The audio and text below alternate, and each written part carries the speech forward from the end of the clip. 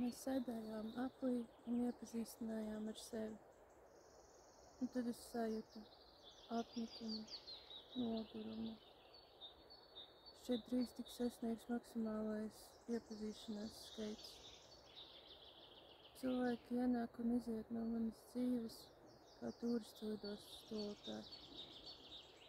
Man ir apnicis katram stāstīt, kā mani sauc, no kurienes esmu nākusi un kur gribu iet.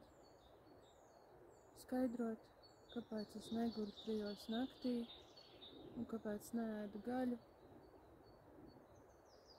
Es labprāt satiktu tādu cilvēku, ko pazīstu jau veselu mūžību, un kas mani atpazīs arī nākamajā.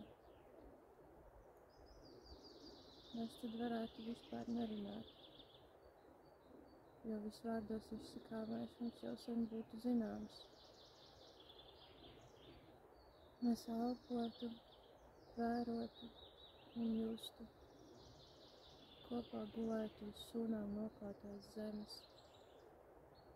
Laika koncepts tad pilnībā izzustu, jo tas netiktu tērēts uz to, lai bezjēdzīgi kustinātu mēles.